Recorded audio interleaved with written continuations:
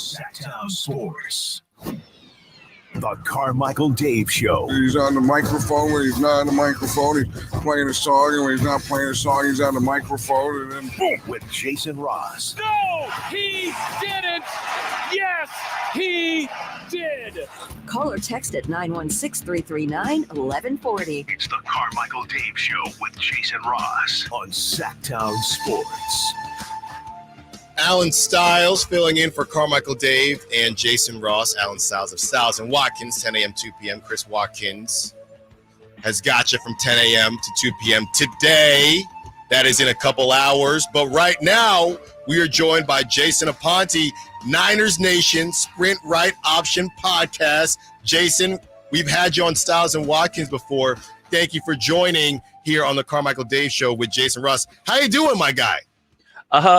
Great. Living the dream. It's good to talk with you guys. It's been a little while, but football is back in full swing when you look up and you see Hard Knocks is on tonight. And of course, no offseason is complete without some 49ers drama. I'm just going to give you the floor here because I don't even know what the first question would be for the Brandon Aiyuk situation. Let me ask you this quick one, then we'll get into it. Not even just yesterday, from Friday to now, have you ever seen anything like this? There was a leak that the deal was done.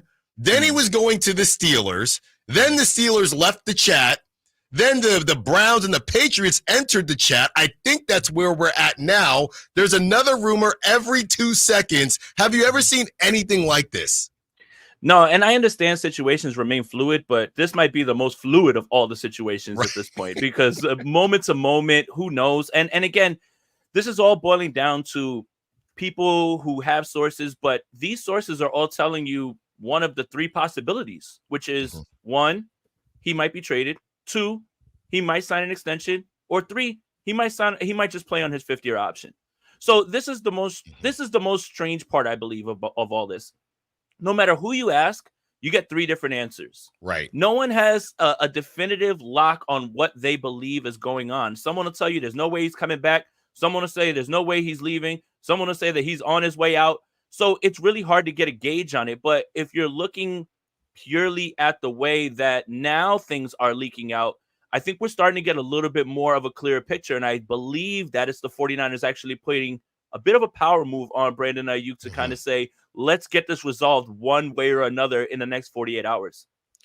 You know, a lot of people are big on player empowerment. And every time you bring up, oh, well, why doesn't he just take less? There's always somebody that's going to come into your mentions and say, would you take less at your job? What if you thought you were worth this? So I'm not necessarily saying that Aiyuk should take less, but how would you diagnose how Brandon Aiyuk went about this? Do you have any question marks as to how he went about his business? Do you think he went about this the right way, all things considered?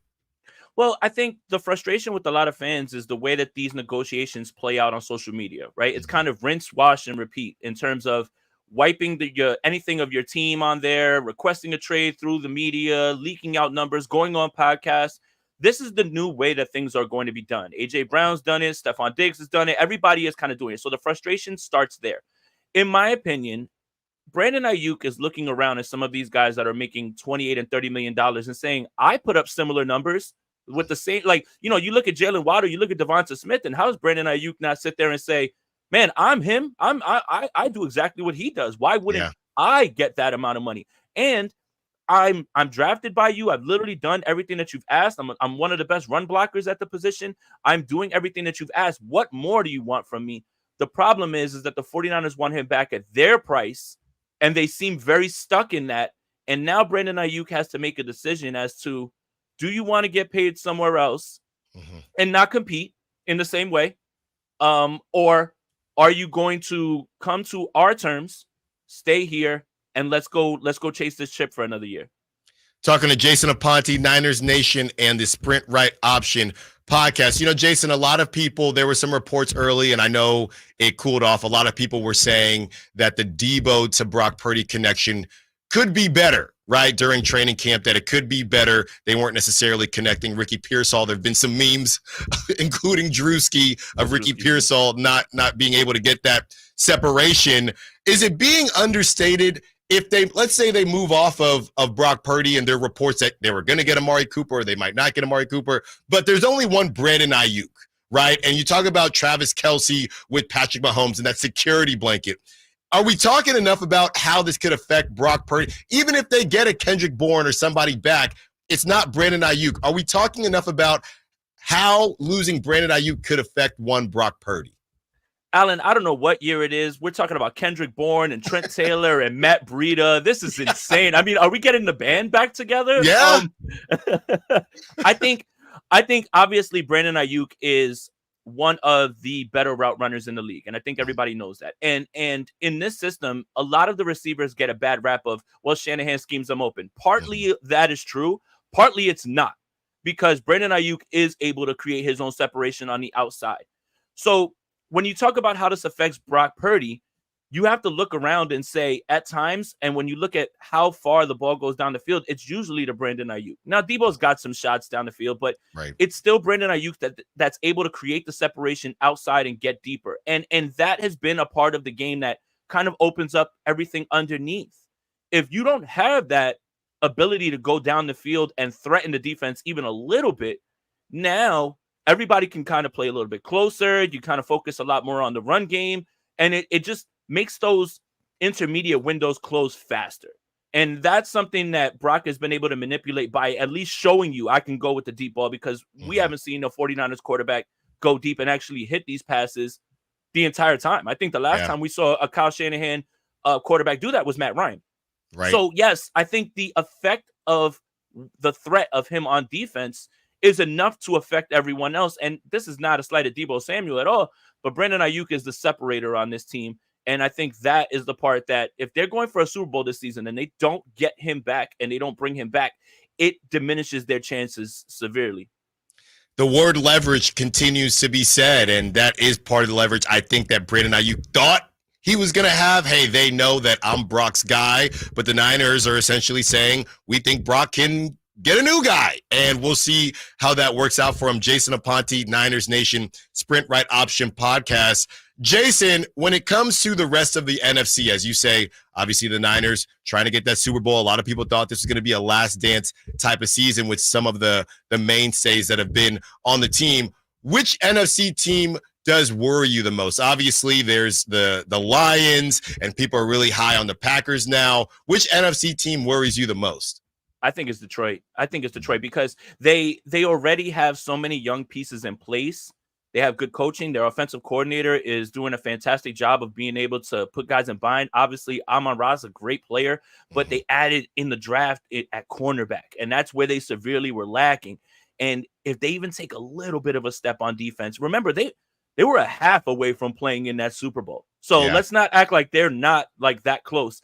Obviously, when you look at it, people are going to point to, well, can Jared Goff win the big game? I mean, I wouldn't say that Jared Goff was the reason that they lost that game. I mean, his receivers stopped catching the ball. Dan Campbell was making some really weird decisions on fourth down. They missed some field goals. Yeah. So I think it's Detroit. I really do. I understand the Green Bay Packers because of what you saw at the end of the season, but the Lions have put up more in the last 2 years than they have. So I would give the edge to the Lions, even though the Packers, if they can sustain what they did at the end of the year, they're going to be annoying too as well, because Jordan Love looks like the guy if he can continue that.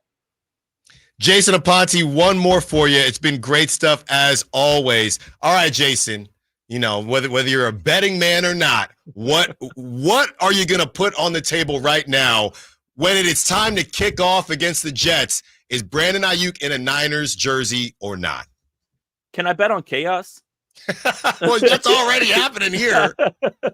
I mean, that seems to be the only constant. Yeah. I guess, look, if I have to jump out on a bridge, I'm just going to say this. If the 49ers have trade framework, however they want to phrase it, with the Cleveland Browns and the New England Patriots, to me, that screams that Brandon Aiyuk's going to have to make a decision and most likely come back and either play on the fifth-year option or just take the deal that's in front of him. Because I don't think he wants to go to either place. It's already been reported that he said no. Now, what the 49ers are kind of doing right now by putting it out there that they have framework with the other two teams is probably telling Pittsburgh, hey, up that offer. Yeah. Up that offer and send something else. And two things have to work right here in a trade. The 49ers have to like the terms, And Brandon Aiyuk has to want to go there. He doesn't want to go to Cleveland and New England as far as we know. And Pittsburgh is one of the teams that he would. But if Pittsburgh isn't offering what the 49ers deem as fair value, then we're at a stalemate. So you know what? Today, August 6th, 11:12 Eastern time, 8:12 Pacific time, I say that they find a way to get this back on track, and Brandon Aiyuk is going to be in uniform week 1.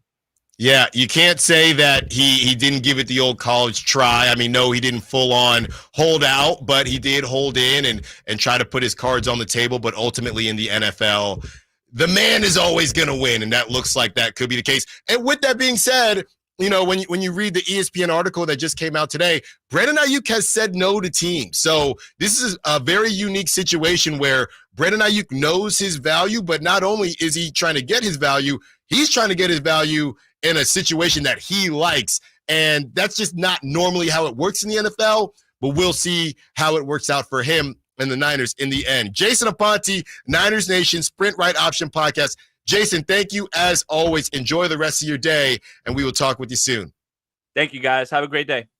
Great stuff from Jason as always. You have a great day too, Jason. Coming up next, we get back into the NBA.